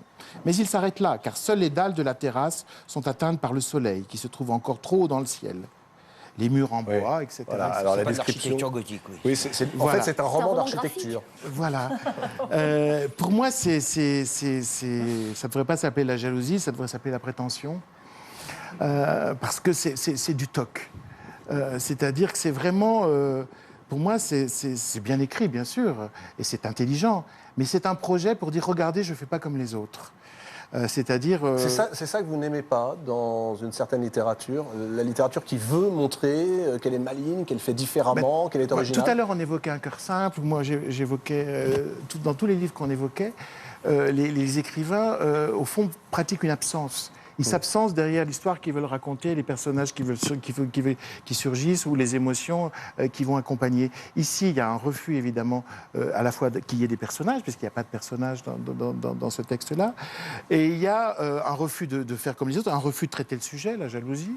Oui, parce qu'en réalité, on a beau lire le livre, on ne voit pas très bien où se trouve la jalousie. Non. Attendez, c'est juste ce livre d'Alain Robbe-Grillet qui, pour vous, représente exactement ce qu'il ne faut pas écrire, ou c'est tout le nouveau roman que vous Non, parce que dans le condamnez nouveau roman, il y a des auteurs que j'adore, comme Nathalie Sarraute. Non, c'est... Il y en a un, quoi. Voilà. Mais c'est tout ce projet. D'abord, ce terme nouveau roman, pour moi, ça relève de l'imposture totale. Enfin, du marketing intellectuel. Ça a l'air de dire, avant, tout ce qui n'est pas nouveau roman est roman ancien, et tout ce qui sera... Tous les romans nouveaux qui ne seront pas du nouveau roman seront des romans à l'ancienne, ou traditionnels, ou réactionnaires. C'est une prise d'otage absolument incroyable dans l'histoire de la littérature qui a marché. Parce qu'aux États-Unis et dans les universités françaises, il y a encore des spécialistes du nouveau roman. C'est une bonne niche pour faire une carrière. Mais franchement, ça a été assez néfaste d'ailleurs pour la littérature, puisque tout d'un coup, on a abandonné l'intérêt pour la narration, l'intérêt pour le personnage. Alors c'était bien de le faire, c'était bien d'essayer. Mais alors d'en faire une théorie et de pratiquer un terrorisme... Théorie, Ouais. le lapsus est assez révélateur tout de même. Voilà, et un terrorisme intellectuel. Parce que voilà ce qu'il y a derrière cette théorie, un vrai terrorisme intellectuel, qui est tout à fait typique des années 50, 60. Il y avait la même chose dans la musique classique. Ouais. Donc ça, on oublie. Très bien. Oh, il n'y a pas de... De toute façon, c'est un roman que vous le finissez. Moi, je ne pourrais pas vous en parler parce que justement, je ne me souviens de rien. Ah. Mais c'était le but, puisqu'il n'y a pas d'histoire et pas de personnage. Donc c'est Sylvain Tesson qui ricanait un peu quand Éric tapait sur le nouveau roman. Il y a ceux qui en font trop, il y a ceux qui en font pas assez. Mais alors, et vous, est-ce qu'il y a quelque chose qui vous déplaît? Je suis sûr que c'est dans la littérature de voyage. Oui, moi c'est un classique de littérature de voyage, enfin en tout cas un classique en Norvège, un classique du cercle polaire arctique. Ah bah, ça faisait longtemps qu'on ne nous avait pas vendu un classique norvégien. Ouais. C'est la preuve qu'il n'y a pas de rapport proportionnel entre le caractère extraordinaire d'un voyage et la restitution, et ce qu'on en fait ensuite en le racontant, puisqu'il s'agit tout simplement du récit de la conquête du pôle Sud, ce qui n'est pas rien, en 1912, par un Norvégien qui s'appelait Roald Amundsen. Et il faut savoir, à cette époque-là, en plus de 1912, c'était tout de même l'enjeu était planétaire. Enfin, le type qui allait mettre c'était quasiment martial. C'était une guerre, c'était une lutte entre les nations et les empires pour savoir qui allait conquérir le pôle Sud. Donc, ça n'était pas rien comme voyage.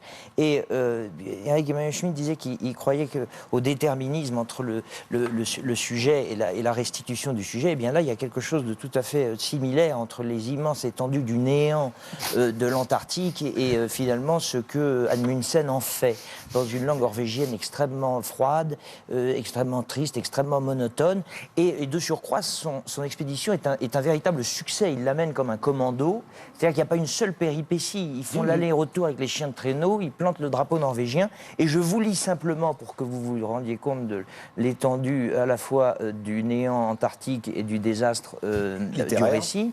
Je vous lis simplement, après des mois et des mois de lutte tout de même sur les plateaux de l'Antarctique, voilà ces Norvégiens qui arrivent, et voilà comment Amundsen exprime sa joie extraordinaire d'être arrivé au pôle Sud. Nous avons touché le but, notre entreprise est accomplie, point. Aussitôt après avoir fait halte, nous nous adressons de mutuelles félicitations, puis nous procédons à une cérémonie émouvante. 2 points, ouvrez les guillemets. Drapeau chéri, emblème de la patrie, m'écriai-je, nous te plantons au pôle Sud, et cette plaine qui nous entoure, nous la nommons plateau du roi à cône 7. Ah oui, alors évidemment, on est dans l'émotion. Mais attention, ça va monter. L'observation terminée, nous préparons une tasse de chocolat. Tandis que nous dégustons ce régal, mes hommes m'offrent de partir tout de suite. Alors voilà, ça m'a fait penser à un jésuite portugais du XVIIe siècle qui s'appelait Andrade, qui a traversé l'Himalaya et le Ladakh à pied, en sandales, dans des conditions absolument extraordinaires, et qui a envoyé à son père supérieur de la Compagnie de Jésus une lettre pour raconter son voyage. Et la lettre, je vous la cite absolument en mémoire, Grande et variée furent nos difficultés. Voilà. Alors c'est vrai qu'il y a un moment où la constipation et le gel climatique finit par tout de même avoir raison de la littérature. Donc c'est la manière dont l'exploit est raconté, hein, bien sûr. C'est pas l'exploit en lui-même. Mais l'exploit, il était magnifique. Et d'ailleurs, au même moment, le capitaine Scott, qui était un Anglais, lui, également un mois plus tard, arrive au pôle Sud, mais finalement, il raconte son voyage avec d'ailleurs le même flegme, mais malheureusement, sur le chemin du retour, trouve la mort.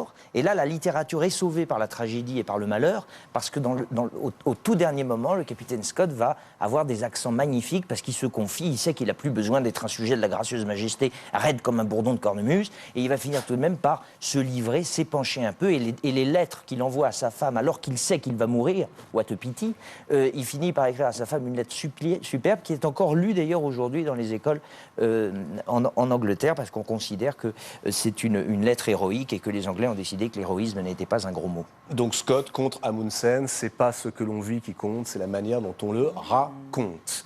Notre valise commence à se remplir, mais ce n'est pas fini, puisque dans un instant, les libraires vont prendre votre place pour compléter cette sélection. Et après les classiques, eh bien, nous allons parler des meilleurs romans sortis cette année, ce qu'il ne fallait pas rater absolument.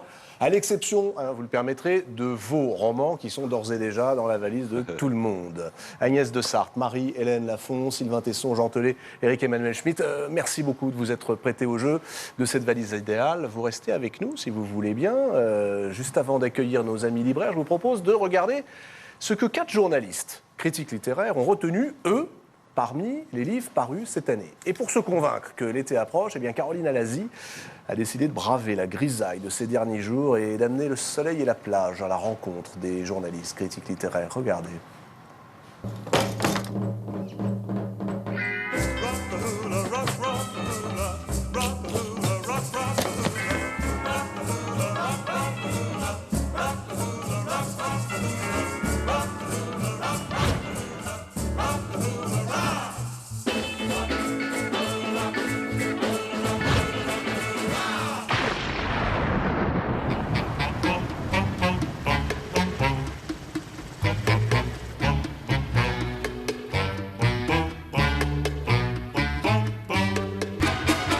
J'ai choisi les œuvres complètes ou un volume d'œuvres complètes de Modiano qui vient de paraître et qui regroupe une dizaine de romans de Modiano qui sont les plus autobiographiques ou du moins l'image que Modiano veut donner de son autobiographie. Modiano nous emmène dans une promenade. C'est une sorte de marcheur, ou du moins c'est quelqu'un qui incite à la marche et on va partir de cette villa triste, aller rue des Boutiques Obscures, passer par Pédigré, s'intéresser à Dora Bruder.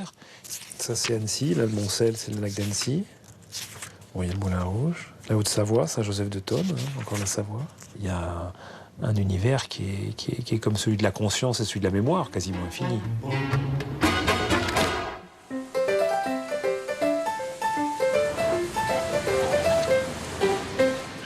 C'est le plus beau livre que j'ai lu de toute l'année, en fait, pour moi.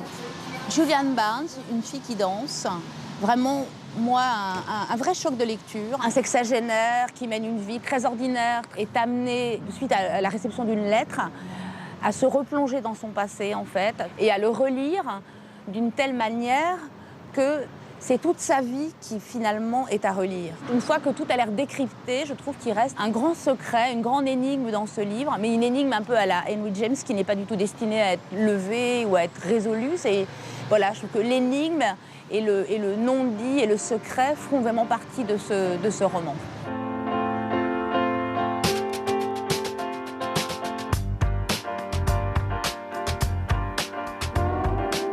Alors, je vous propose pour cet été, Sombre Dimanche, ça n'est peut-être pas un titre forcément estival, mais voilà, Sombre Dimanche d'Alice Zéniter. Il y a à la fois une espèce de saga familiale, les Mandy, sur 3 générations, qui sont donc des Hongrois. Et cette histoire familiale va se mêler à la grande histoire de la Hongrie, juste avant, pendant et après la chute du mur. La manière dont elle a intégré toute cette sensibilité hongroise, toute la culture, toute l'histoire de ce pays, c'est vraiment remarquable.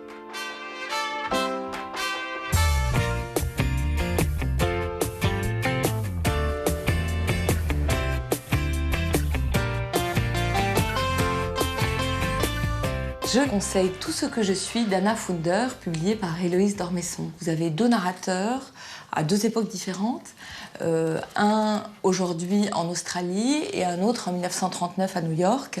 Et les deux, une femme et un homme, se souviennent de leurs années de résistance lorsqu'ils étaient en Allemagne au lendemain de la Première Guerre mondiale. Anna Funder, je trouve, balaye une gamme d'émotions et de sentiments assez rares.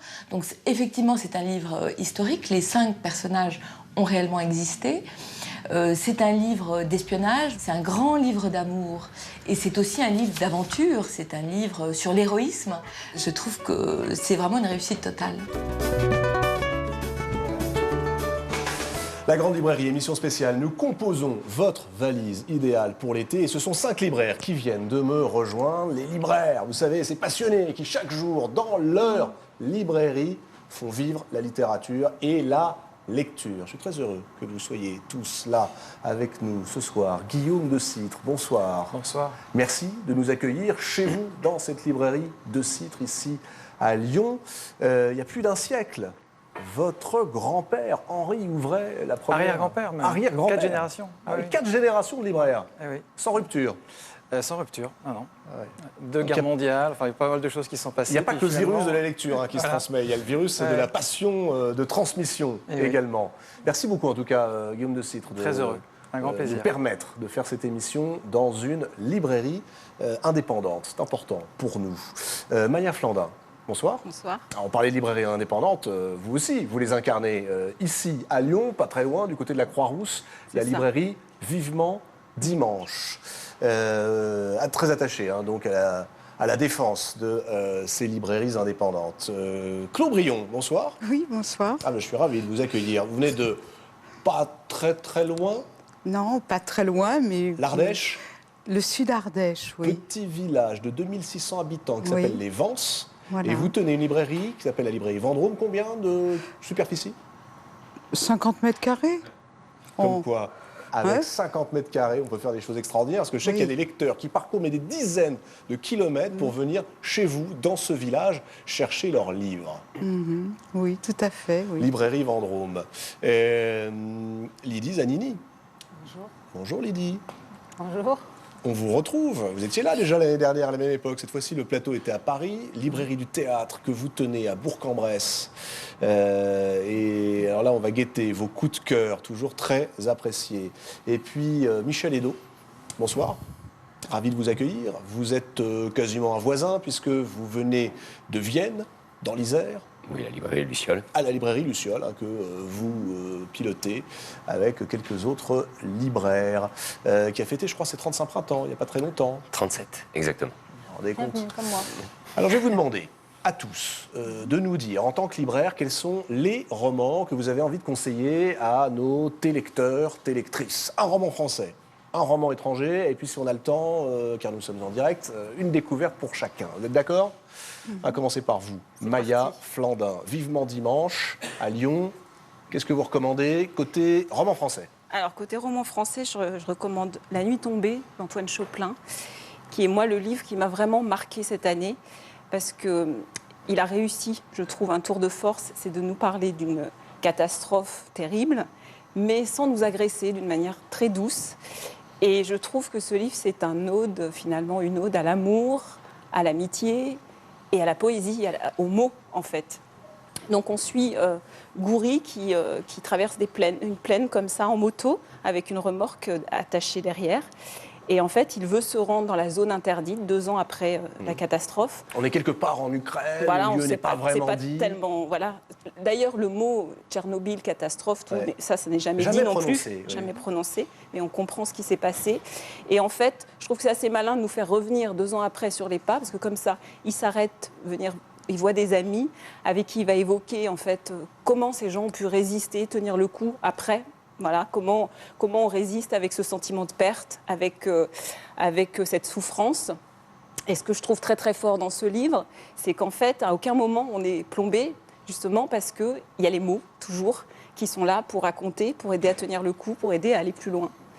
Est-ce que vous êtes d'accord avec la théorie qu'avait développée tout à l'heure Eric et Emmanuel Schmitt et puis Sylvain Tesson, selon laquelle, justement, c'est le sujet qui commande? Là, on a un sujet terriblement grave, donc faire très court. C'est presque aussi beau qu'un cœur simple. Hein. C'est magnifique. Il était venu ici en parler, Antoine Choplin. Il a eu le prix France Télévisions entre-temps. Je trouve que ça nous donne vraiment une image complètement différente de celle qu'on a eue jusqu'à présent. On a eu plein de théories scientifiques, etc. Et là, on ressent les choses de l'intérieur, de la part de gens qui sont très simples. Mais c'est ce qui leur reste, c'est les mots, c'est d'échanger, c'est de pouvoir raconter ce qu'ils ont vécu. Et quelle langue, hein, extraordinairement poétique. Ça, moi, je suis d'accord avec vous. Quelqu'un l'a lu? Oui. Michel? C'est magnifique. Oui, oui. Aussi. Magnifique. Magnifique également. Je veux juste rajouter qu'il est édité par La Fosse aux Ours, c'est une maison d'édition lyonnaise qui a un magnifique catalogue. Voilà. Mais c'est pas pour cette raison que vous l'avez choisi? Non, mais en plus, tant mieux. Il y a un beau catalogue. La Fosse aux Ours, donc qui publie Antoine Choplin, et Antoine Choplin qui reste fidèle à La Fosse aux Ours. La nuit tombée. Lydie Zanini, à Bourg-en-Bresse, qu'est-ce qu'on lit? Je vais vous faire déménager. Ah bah volontiers. Le voyage près de chez moi, un jeune homme, Jérôme, a décidé de partir de son appartement. Et ça fait 17 ans qu'il l'habite. Il est dans 30 mètres carrés. Il a décidé d'avoir un petit peu plus grand, mais il va juste en face. Okay. Et comme c'est un fondu de livres, de disques, de DVD, il va déménager avec un caddie jaune. Alors, ça pourrait paraître complètement bête, mais c'est un livre qui est drôle, qui est tendre. Mais il y a surtout une chose qui est très importante, c'est qu'il est amoureux de la demoiselle qui habite en face. Donc, il ne peut pas partir tellement plus loin. Mais à travers ce déménagement qu'il va mener tous les jours, hein, parce qu'il a calculé qu'il fallait un certain nombre de voyages en caddie pour tout transporter. Et ensuite, pour tout installer, ça prend du temps. Mais ce que je trouvais fabuleux là-dedans, c'est qu'il va y avoir de la convivialité avec tous les voisins au fur et à mesure des voyages. Et puis en même temps, il va nous montrer ce que c'est que de se balader avec son petit caddie tout bête. Mais surtout, c'est un voyage dans Paris, éloge de la littérature parce qu'il lit énormément, éloge du cinéma parce qu'il connaît beaucoup de choses dans le domaine du cinéma, et surtout éloge des mots. Parce que son livre de Jérôme Attal, il est truffé de petites phrases qui nous font rire, sourire, pleine de tendresse vis-à-vis des femmes, pleine de tendresse également vis-à-vis des humains, des congénères que l'on croise tous les jours. Et ce que j'ai aimé surtout, c'est qu'on en sort de là, on regarde les gens avec un œil différent. Est-ce qu'il y a toujours ce côté un peu absurde? Parce que moi, je me souviens d'un livre, je crois, il y a 2 ans, qui s'appelait L'histoire de France racontée aux extraterrestres, qui était très drôle, très enlevé il aussi. Il est drôle, mais il n'est pas absurde, celui-là. D'accord. Non, mais il est, bon, en tout cas, ça donne très envie drôle, de le lire. Le voyage amusant. près de chez moi, voilà. aux éditions Stéphane Millon. Exactement, petit éditeur. Très bien, également. allons-y. Michel, Edo, à Vienne, librairie Luciole, que recommandez-vous, côté roman français, à vos lecteurs? Alors, un roman français qui, en fait, est un roman américain. Ah, puisque, je vois de quoi vous parlez. Évidemment. C'est La disparition de Jim Sullivan de Tanguy Viel. J'ai trouvé ce roman plein de malice, plein d'intelligence. Le narrateur est un écrivain français, excusez ma voix, hein. Un écrivain français qui se rend compte que, finalement, il ne lit plus que de la littérature américaine, que dans les librairies, on ne trouve majoritairement que des romans américains. Et il décide donc, je vais écrire un roman américain. Et il va nous donner toutes les ficelles de son roman. Il nous raconte ce qu'il a mis dans son roman. Et évidemment, il part du principe qu'un roman français, finalement, n'aura qu'une dimension française, alors que le roman américain, lui, aura une dimension mondiale, internationale. Tout le monde, quand on parle de Détroit, dans le monde entier, on voit, même si on n'y est jamais allé, on voit à quoi ça ressemble. Alors qu'évidemment, si ça se passe à Chartres... Et si ça se passe à Vienne, par exemple? Si ça se passe à Vienne, évidemment, on verra beaucoup moins de quoi ça parle. Ouais. Voilà. Et alors, on pourrait se dire qu'on a besoin de tous les codes de la littérature américaine pour comprendre le livre, mais finalement, pas du tout. Non. Puisque c'est très drôle, hein, aussi. C'est très drôle. Il était venu en parler il n'y a pas très longtemps. Il prend tous les clichés du roman américain. Il y a forcément une bouteille de whisky qui traîne sur le siège avant de la voiture. Exactement. Il y a forcément... Le héros est forcément professeur d'université. Hein, il est professeur d'université, spécialiste de Melville, évidemment, et il va se faire faucher sa femme par un professeur d'université qui, lui, est spécialiste d'un autre romancier bien plus intéressant. Il y a un exemplaire d'un roman de Walt Whitman au fond du coffre de la voiture, une batte de baseball, une crosse de hockey. Et on va le suivre, finalement, on va suivre ses aventures dans tous les clichés de la littérature américaine. On va suivre les événements de 2001, on va suivre la guerre en Irak, des trafics d'œuvres d'art sorties d'Irak pour être vendus. Bref, c'est un roman à rebondissement. Et drôle. Et très drôle. Voilà, donc si vous aimez le roman français, si vous aimez le roman américain, vous avez la réconciliation des deux, avec pas mal de petits coups gentils donnés au roman français dans ses travers et au roman américain dans ses travers. Il se moque bien évidemment d'un certain nombre de romanciers français qui font du roman américain, mais au premier degré. Voilà, là c'est très deuxième degré. Tanguy Viel, donc chez Minuit. Claude Brion. Oui. Alors moi j'ai choisi Écoute la pluie de Michel Leb. Parce que c'est un roman, moi, qui personnellement m'a envahi, me touche au plus intime. Alors en fait, c'est l'histoire d'une femme qui est comme ça en chemin pour rejoindre son amoureux, avec lequel elle a rendez-vous dans un hôtel en bord de mer. Et pour ce faire, elle doit prendre le métro et le train. Et lorsqu'elle arrive sur le quai du métro, elle croise le regard d'un vieil homme qui lui sourit avant de se jeter sous la rame du métro. Alors c'est vraiment d'une violence inouïe ce geste.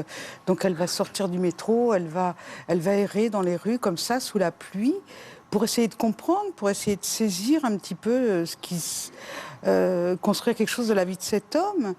Et en même temps, elle se rend compte au fur et à mesure de son errance que cet homme a ouvert une faille en elle et a posé un gros doute sur son histoire d'amour qu'elle vit actuellement. Alors ça peut paraître, quand on l'écoute, quelque chose d'extraordinairement triste. Oui. Et en réalité, elle réussit, je ne sais pas si vous êtes d'accord, à métamorphoser la douleur en beauté littéraire. Absolument. Comment vous l'expliquez, vous qui êtes libraire et au contact donc, de ce genre de littérature aussi Michel Leb, c'est dans une écriture minimaliste, donc elle touche à l'essentiel.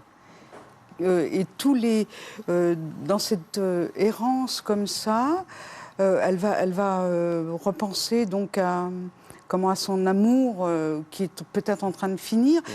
Elle a une phrase qui est très belle, c'est-à-dire que son compagnon parle toujours, les mots ne sont pas à la hauteur. Alors comment pourrait-il comprendre qu'elle ne peut pas lui téléphoner. Enfin, il y a des choses inexplicables, même pour l'homme ou la femme qu'on aime.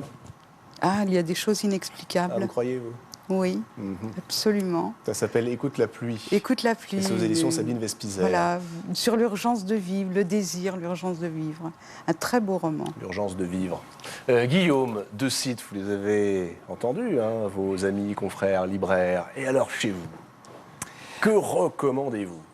Alors, en roman français, en fait, je voudrais recommander Le Grand Cœur de Ruffin.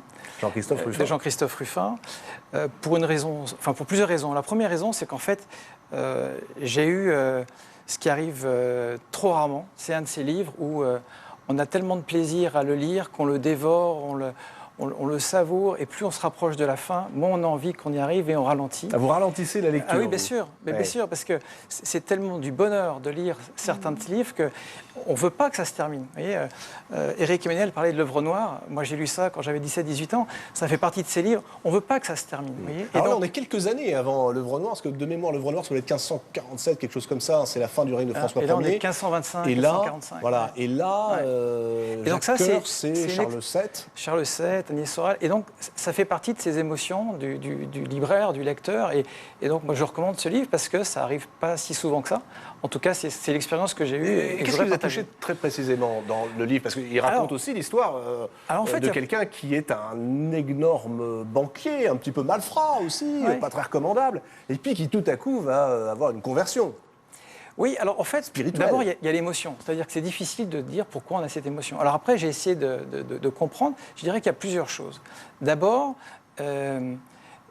j'ai l'impression que le style m'a subjugué. Parce qu'il y a à la fois, quand le roman commence, un style très, très punchy, très, très, très dans l'action. Et puis, en même temps, il y a des moments où il parle de sa ville natale, où on a l'impression que...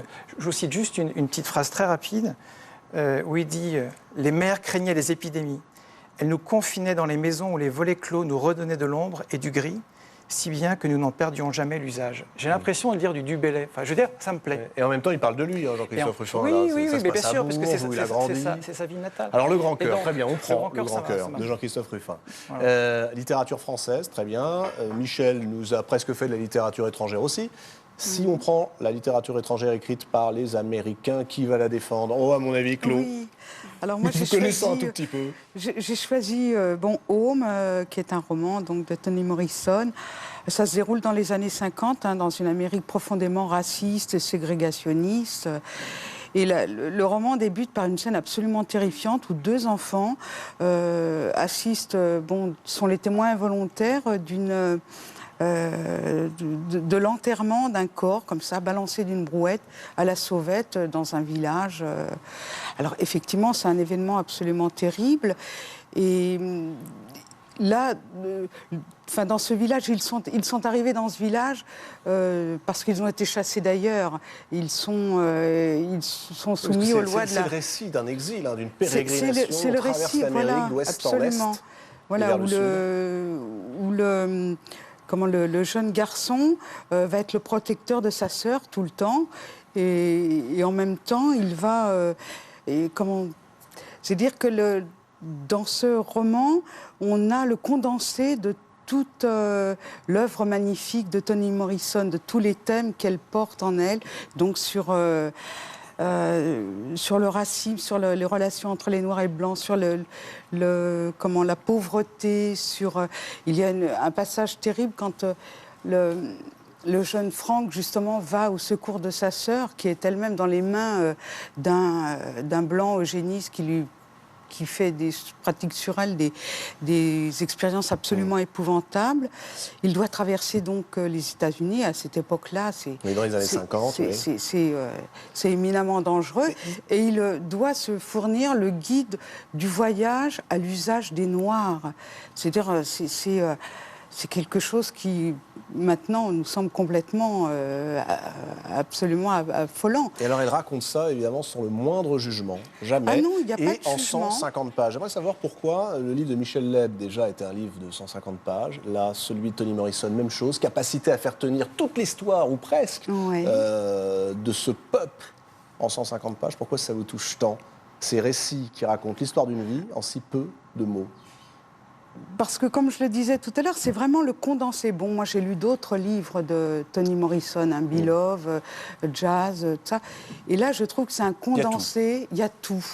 Il y a tout. Si on veut découvrir, si on n'a jamais eu le bonheur de lire encore Toni Morrison, c'est une façon... c'est la porte d'entrée pour vous, Home? Oui, je pourrais dire comme ça. C'est la porte d'entrée. On commence par Home pour rentrer dans Toni Morrison. Voilà, c'est un très beau roman. Et vous, Maya? Littérature étrangère? Littérature américaine aussi. Ah ben, moi, je ne suis pas contre. Voilà, on continue. Ben oui, surtout que je crois que vous étiez allé la rencontrer. Ah, Louise Erdrich, voilà. Le dernier? Alors, le dernier. C'est prodigieux. Alors, il est très différent des autres, et c'est ce que j'ai trouvé étonnant, parce que moi, je la suis depuis longtemps, j'adore ce qu'elle fait. Mais d'habitude, elle nous fait des romans très amples, elle nous raconte l'histoire des États-Unis, des Indiens, etc. Et là, elle a tout resserré sur une famille, et c'est un roman vénéneux, un peu. Oui, ça appelle Agnès de Sarthe, vous allez voir ça. C'est-à-dire... Une femme qui refuse, qui crée un faux carnet, un faux journal intime pour pouvoir se débarrasser de son mari, on peut le dire comme ça. C'est-à-dire que c'est ça, elle se rend compte en fait que son mari lit son journal intime, et plutôt que de lui faire une scène, elle va continuer à l'écrire à son intention et en faire un autre secret qu'on aura le droit, nous, en tant que lecteurs, de lire, c'est ça qui est bien. Ouais. Et on a encore une troisième voix qui nous raconte l'histoire. Et elle arrive vraiment à nous reconstituer cette cellule familiale avec les moments doux et agréables qu'il peut y avoir dans une famille aussi, et les espèces de guerres larvées aussi qui sont là. C'est un couple très particulier. C'est l'histoire du délitement d'un couple aussi, non, ce livre? Oui, c'est ça. Et puis, qu'est-ce qui vous a touché? Qu'est-ce qui vous a plu? L'idée est géniale. L'idée est absolument géniale. Je trouve que c'est troublant jusqu'au bout. Alors en fait... Ce que j'ai beaucoup aimé, c'est qu'au début, on se dit, cette femme, c'est un peu une enquiquineuse, elle veut le faire tourner en bourrique, mais où est-ce qu'on va? Et à un moment, on se dit, non, c'est lui qui a vraiment un problème. On ne sait jamais. Et en fait, on oscille jusqu'au bout, et Louise Erdrich pousse tous les curseurs jusqu'au bout aussi, Et on voit comment les personnages s'en sortent. Ah, le jeu des ombres de Louise Erdrich, allez-y, Voilà. c'est prodigieux. Je voyais Eric Emmanuel Schmitt qui était fasciné. C'est pour vous, hein, ce genre d'histoire, ou pour Agnès de Sarthe. Lydie Zanini, littérature On étrangère. reste en Amérique également. Hein. Ah oui. On va dans les Adirondacks. Ouais, très bien. Et je crois que vous aimez bien aussi. Oui, moi j'aime bien aussi, j'aime tout, moi, donc Ouais. oui, allez, emmenez-moi là où c'est beau. Et c'est le deuxième roman de Roxana Robinson qui Ah, je a la connais fait pas. Jour toxique il y a 2 ans de ça, chez Buchet-Chastel également. Et celui-ci nous emmène dans un petit village qui s'appelle, je ne sais plus comment, mais la ville-là s'appelle Sweetwater. Et ce qu'il y a de passionnant là-dedans, c'est que c'est pareil, c'est l'ascension d'un couple qui va se recréer, 2 personnes qui ont 40 ans environ. Lui n'a plus de femme, son mari vient de décéder. Ils se mettent ensemble, ils se marient, vont passer un petit week-end tranquille chez des beaux-parents. Charlotte, la belle-mère, a tendance à boire 3 whisky quand eux n'en boivent qu'un seul. Et donc, Olivier, elle dirait qu'on est en plein dans les clichés du roman américain. Hein, 3 whisky, oui, séparation. mais c'est vrai. Il y a les clichés. Mais par contre, il y a une nature qui est fabuleuse, mais vraiment fabuleuse, parce que le week-end qui va se passer dans ce petit coin-là, on est emporté, on est là-bas, on se baigne comme eux, avec eux. Mais par contre, la nature se vengera. À la fin, la nature se venge. Et il y a un autre personnage qui est passionnant aussi, c'est le frère qui arrive, avec le petit problème qu'il y a eu quand ils avaient 20 ans. Là, ils en ont 40 tous les deux. Mais qu'est-ce qui s'est passé quand ils avaient 20 ans? Ah, je ne vais pas savoir, mais attendez, je suis déjà, non, je suis j'ai rien dit terrorisé. d'autre. J'ai rien dit, ils vous l'emmèneraient en vacances. Mais Mais dites-moi, c'est un peu effrayant, non? Un peu oui, mais c'est justement, c'est ça qui est bien. Ça monte progressivement. C'est j'ai l'impression. plus fort que Jour toxique qui était sorti il y a 2 ans. Et celui-là, en même temps, il nous emporte. Il est vraiment à mettre dans la valise. Vraiment. Ah bah, tout de suite, tiens. Voilà. On y va. Vraiment. Guillaume de Citre? Oui. Alors, vous avez vécu aux États-Unis. moi j'ai passé 10 ans là-bas. Vous allez me choisir un Américain. Alors je vais choisir un Américain, Ah, effectivement. Vous voyez qu'il n'y a pas que moi. Voilà. Hein, on dit toujours. Mais et non, regardez-les, écoutez-les. Exactement. Et en fait, il y a un auteur américain que j'aime beaucoup, qui est Malcolm Gladwell, qui est aussi écrivain, journaliste au New Yorker, et un peu dans la tradition de Jules Verne, qui se servait beaucoup des nouvelles avancées scientifiques. Et ben, je dirais que Malcolm Gladwell, il se sert un petit peu de ce qui se passe en termes de nouvelles avancées, en termes de sociologie, de neurosciences, pour faire un petit bijou qui s'appelle Tipping Point en anglais, qui est le point de bascule, qui est en fait une réflexion sur la manière dont les idées circulent dans le monde, dont elles se propagent, un peu comme une épidémie. Et ça, je trouve ça extrêmement intéressant. Donc, il donne tout un tas d'exemples. Un des exemples étant comment est-ce que, en fait, les Américains se sont révoltés contre les Anglais et comment est-ce que les messages ont circulé à une époque. Il n'y avait pas d'Internet, il n'y avait pas de Twitter, il n'y a rien de tout ça. Et en fait, il explique qu'il y a des points de bascule qui font que les phénomènes de société, ce qui devient socialement acceptable, se fait en fait selon des mécanismes qu'il explique dans ce livre. Très intéressant. Et comment, par exemple, la ville la plus dangereuse du monde, New York, est devenue en quelques années une des villes les plus sécurisées du monde. C'est incroyable. Le point de bascule. Comment faire une grande différence avec des très petites choses? C'est le Et ça fait des très bonnes discussions pour cet été en famille, parce que c'est un essai, hein, plutôt. Enfin, c'est un essai, c'est un récit, mais je dirais c'est à la fois une tradition et en même temps un nouveau style. Moi, je trouve ça intéressant, vraiment bien. Un mélange entre fiction et non-fiction. Michel, Edo? Alors, je vais être le seul à ne pas choisir un écrivain américain, puisque je choisis Henri De Luca, avec Les poissons ne ferment pas les yeux.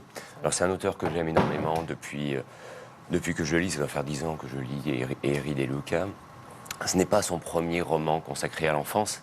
Il en a déjà fait plusieurs, Mon tête d'idiot, Le jour avant le bonheur. Et dans ce roman, qui est très autobiographique, il interroge l'enfant de 10 ans qu'il était.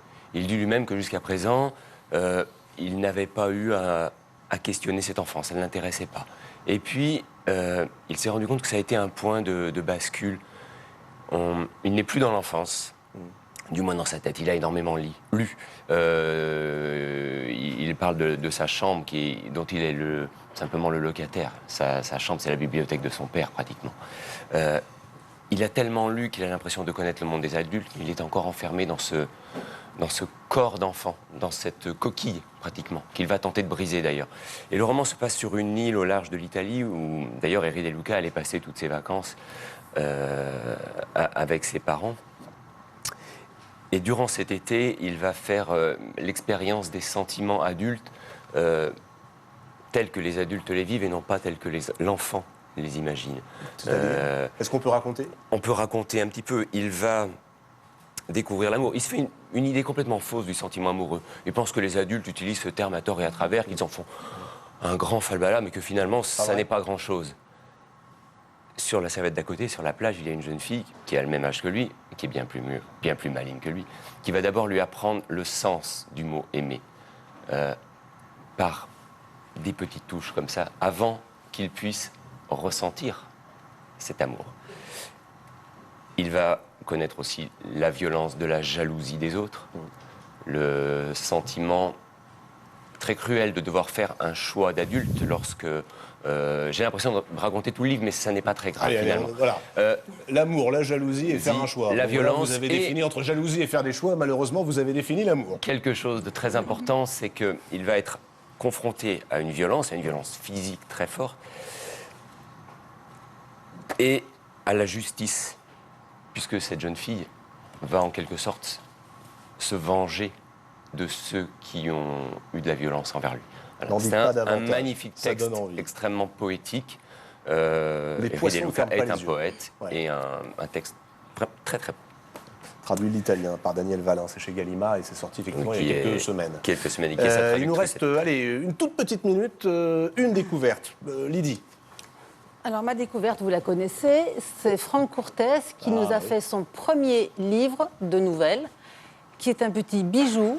Vraiment un petit bijou, je crois que... Vous dites pas ça parce que c'était le photographe de la Grande Librairie. Non, je dis ça parce qu'il est photographe et qu'avec ses yeux, il a tellement bien observé les gens qu'il nous en a fait des nouvelles qui sont, moi je dirais, magnifiques. Entièrement d'accord. Et mon argumentaire avec mes clients et néanmoins lecteurs, je leur dis, vous n'en lisez qu'une par jour parce qu'il faut qu'il en reste pour le lendemain. C'est un bijou, voilà. C'est tout ce que j'ai à dire. Autorisation de pratiquer la course à pied et autres échappées. La Tess, voilà. Voilà. Écoutez, merci à vous cinq de nous avoir accompagnés et conseillés. Merci aux écrivains qui nous ont accompagnés tout au long de cette émission. On arrive à la toute fin de cette émission. Marie-Hélène Lafont, Sylvain Tesson, Agnès de Sarthe, Jean Telet et puis Éric Emmanuel Schmitt. Alors je ne rappelle pas les titres de tous les livres dont nous venons de parler et qui sont désormais dans votre valise. Vous les retrouverez sur le site de la Grande Librairie, france5.fr. Merci à celles et à ceux qui m'ont aidé à préparer cette émission, à toutes les équipes de France Télévisions qui réalisent chaque semaine cette émission sous la baguette d'Adrien Solan, qui permettent aussi à la littérature d'exister à la télé à 20h30 le jeudi soir. Merci aux équipes de la librairie de Citre à Lyon, sous votre houlette, mon cher Guillaume de Citre. Merci à TV5 Monde qui permet aussi à la littérature française d'être présente dans le monde entier, c'est important. Et puis surtout, merci à vous les téléspectateurs pour votre fidélité, car vous avez été cette année encore plus nombreux à suivre la Grande Librairie. Je vous retrouve le jeudi 5 septembre pour notre 6e saison. D'ici là, n'oubliez pas de fréquenter ces lieux indispensables, furieusement vivants, que sont les librairies. Je vous souhaite un bel été et de très belles lectures. À bientôt.